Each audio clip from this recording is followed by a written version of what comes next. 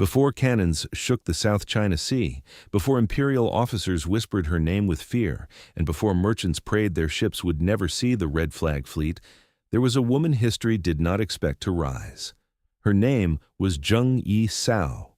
To some, she was a criminal. To others, she was a commander. But to the Qing Empire, Portuguese fleets and foreign merchants crossing the sea, she became something far more dangerous, a ruler without a throne. She did not inherit an empire of stone. She built an empire on waves, and at the height of her power, thousands of men obeyed her orders, hundreds of ships carried her flags, and entire coastlines trembled when her fleet appeared on the horizon. This is not the story of a pirate who searched for treasure. This is the story of a woman who turned piracy into a kingdom. Zheng Yi Sao was not born into a palace. She was not raised among generals, scholars, or royal families. She was born as Shi Yang around 1775 in Guangdong in southern China, a region tied deeply to rivers, ports, trade, and danger. The sea was everywhere. It fed families, carried merchants, and swallowed the desperate. In that world, survival was not gentle. Before she became a pirate queen, she lived among people who understood how fragile life could be. Wealth passed by on ships, but poverty remained on shore. Powerful men controlled trade, officials demanded taxes, and those without protection were forced to become clever, silent, and hard. Shi Yang learned early that beauty could attract attention, but intelligence could control it. She watched, she listened, she remembered. And somewhere inside that dangerous coastal world, the woman who would one day command one of history's most feared pirate fleets began to understand a brutal truth. Power does not always come to those born with it. Sometimes it belongs to the person brave enough to seize it. Her life changed when she met Zheng Yi. Zheng Yi was already a powerful pirate leader from a family with deep ties to piracy. He was ambitious, organized, and dangerous. He understood the sea not as a place of adventure, but as a battlefield of money, trade, and fear. When he met Shi Yang, he did not see only a woman from the lower world of Canton's floating society. He saw intelligence, he saw calculation, he saw someone who could help him build more than a pirate crew. Their marriage was not just romance, it was strategy. Some accounts say she agreed to marry him only after securing influence and a share of control. Whether every detail is legend or truth, the result is clear. After marrying Zheng Yi in 1801, she stepped into the center of pirate power. She did not enter his world as a decoration. She entered it as a partner. The South China Sea was not ruled by one pirate ship.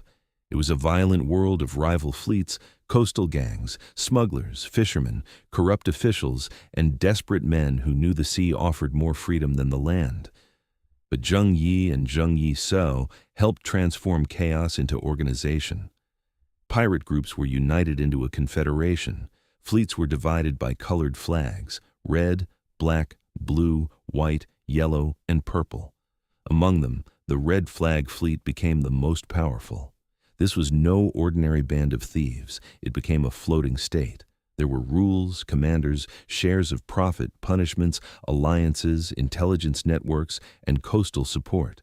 Ships did not simply attack at random. They moved with planning. They understood trade routes. They knew when merchants sailed, when government ships were weak, and when fear could win before cannons fired. The sea was becoming their kingdom. And Zheng Yi Sao was learning how to rule it. In 1807, everything changed. Zheng Yi died. For many women in her position, this would have been the end. The pirate world was violent, male-dominated, and unforgiving. A widow surrounded by ambitious captains could easily be pushed aside, imprisoned, or killed. But Zheng Yi Sao did not collapse. She moved quickly. She secured alliances. She gained the support of Zhang Bao, Zheng Yi's adopted son, and one of the most important commanders in the fleet. She understood that power does not survive by emotion alone. It survives through loyalty, fear, timing, and control. The captains watched her. Some wondered whether she was weak. Some wondered whether she could be used. Some may have imagined the confederation breaking apart. They were wrong. Zheng Yi Sao did not lose power when her husband died. She took all of it. To rule pirates, Zheng Yi Sao needed more than courage. She needed law. Her fleet became infamous not only for its attacks, but for its strict code. Orders had to be obeyed, loot had to be registered, captured goods were divided according to rules. Theft from the common treasury could mean death. Disobedience could mean death. Violence against captive women was severely punished. This was the secret of her power. Pirates could be wild in battle, but under her command they were controlled. She knew that an army without discipline becomes a mob, and a mob cannot rule the sea. So she created fear inside the fleet before spreading fear outside it. A pirate who disobeyed her did not merely betray a captain. He betrayed the empire of ships she was building, and in Zheng Yi Sao's empire, betrayal had a price. Then came the raids. Merchant ships crossing the South China Sea carried silk, tea, porcelain, silver, spices, and foreign goods. To empires, these were trade routes. To Zheng Yi Sao, they were veins of wealth. Her ships moved fast. A merchant captain might first see only dots on the horizon, then sails, then red flags. Then the terrifying realization that escape was impossible. Some ships surrendered immediately. Others tried to run. A few fired cannons and prayed for rescue. But the red flag fleet was not a single predator. It was a swarm. They surrounded ships, blocked routes, attacked from multiple sides, and vanished into coastal waters where imperial forces struggled to follow. The sea no longer belonged to merchants. It belonged to the woman whose name they feared to speak. The Qing authorities could no longer ignore her. Villages, ports, trade routes, and official ships were threatened. Coastal officials sent reports filled with anxiety. Merchants demanded protection. Foreign powers worried about their cargo. The Portuguese in Macau, British traders, and Qing naval commanders all understood the same problem. Zheng Yi Sao was not just stealing, she was challenging control of the sea. This made her different from ordinary pirates. She had become political. Her fleet was so large, so organized, and so difficult to destroy that she threatened the authority of governments and empires. Every failed attempt to defeat her made her legend grow. Every captured ship made her richer. Every frightened official made her stronger. Every rumor made her larger than life. She had become the nightmare of states. The Qing Navy tried to crush her. Warships were sent. Commanders promised victory. Officials believed that imperial power would restore order. But Zheng Yi Sao's fleet knew the waters. They knew the currents, islands, hidden channels, and weaknesses of official ships. Her commanders understood when to strike, when to retreat, and when to lure enemies into disadvantage. The Imperial Navy faced not a scattered band of criminals, but a floating military machine. Cannons roared across the water. Smoke covered the sea. Oars beat against waves. Men screamed orders through fire and chaos.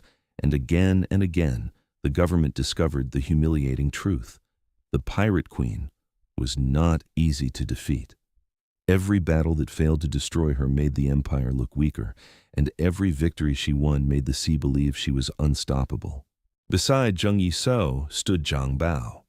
He had once been Zheng Yi's adopted son and a major commander within the Confederation. After Zheng Yi's death, his alliance with Zheng Yi Sao became essential. Together, they controlled the fleet through a mixture of strategy, loyalty, fear, and ambition. Their relationship was controversial, complicated, and politically powerful. Eventually, Zheng Yi Sao and Zhang Bao became partners in both command and marriage. But this was not merely a love story. It was a survival pact. She needed his military strength. He needed her authority and political intelligence. The fleet needed both of them to remain united. In a world where one weak moment could lead to mutiny, their alliance became the spine of the pirate empire. Together, they turned the Red Flag Fleet into a force that could bargain with governments instead of simply running from them. At her height, Zheng Yi Sao's power was almost unbelievable. The Guangdong Pirate Confederation became one of the largest pirate forces in history. Some accounts describe hundreds of ships and tens of thousands of pirates. Guinness World Records describes the Confederation at its peak around 1809 as roughly 1,800 junks and more than 70,000 crew. Numbers vary across sources, but the meaning is clear. This was not a pirate crew. This was a sea empire. Her ships dominated waters near Guangdong, threatened trade, and forced governments to respond. She commanded men who might have laughed at the idea of obeying a woman until they saw what happened to those who challenged her. Her power came from more than fear. It came from organization, intelligence, and the ability to turn broken men into a disciplined force. The pirate queen had done what many kings failed to do. She built an empire from chaos. But no empire of the sea can escape pressure forever. The Qing authorities continued searching for ways to weaken the pirates. Portuguese forces became more involved. Foreign merchants wanted safer waters. Rivalries inside the pirate world also created danger. The same force that made the confederation powerful, many ships, many captains, many ambitions, could also make it fragile. Zheng Yi Sao understood something many leaders ignore. Power is not only knowing when to fight. Power is knowing when the fight has reached its limit. Her enemies were becoming more organized. Supplies could be threatened. Alliances could shift. Captains could grow restless. A single major defeat might break the image of invincibility. So she began to consider the impossible. Not surrender from weakness, surrender as strategy. If she could not rule the sea forever, then she would leave it on her own terms. In 1810, Zheng Yi Sao did something extraordinary. She negotiated. Most pirates ended at the end of a rope, under a sword, or at the bottom of the sea. But Zheng Yi Sao walked into negotiation not like a defeated criminal, but like a ruler arranging terms. She understood her value. The Qing government wanted peace. The coast needed stability. Fighting her forever was costly and humiliating. If she could offer surrender without total destruction, she could demand mercy in return. And she did. Her negotiations allowed many pirates to receive amnesty. She and Zhang Bao avoided execution. They retained wealth, status, and a future. Some accounts note that she kept ships and followers after surrender, an almost unthinkable result for someone who had terrified the sea. This was her final victory. She did not simply survive the pirate life. She escaped it. After surrender, Zheng Yi Sao did what almost no pirate legend manages to do. She lived. She did not disappear into a prison. She did not die in a final battle. She did not become a warning nailed to a harbor wall. She retired, reportedly later running a gambling house and living until 1844. There is something almost unbelievable about that ending. A woman born far from power had commanded one of history's greatest pirate confederations, fought empires, controlled thousands, negotiated with the state, and walked away alive. Kings had lost thrones with less danger. Generals had died for smaller armies. Famous pirates of the Atlantic had ended in blood. But Zheng Yi Sao understood survival better than all of them. Her final treasure was not gold, it was freedom. History often remembers pirates as reckless men chasing treasure until violence catches them. Zheng Yi Sao was different. She was not the strongest fighter on every deck. She was not born into command. She did not rule because the world allowed her to. She ruled because she understood people. She understood fear. She understood discipline. She understood timing. She understood that chaos can become power if someone is ruthless enough to organize it. The Qing Empire feared her. Merchants cursed her. Sailors whispered about her. Foreign powers watched her fleet with alarm. And then, when the sea could no longer promise victory, she made the one move no one expected. She chose the ending herself. That is why her name still survives. Not because she was simply a pirate, but because she did what empires could not believe. She terrified them, negotiated with them, and walked away alive.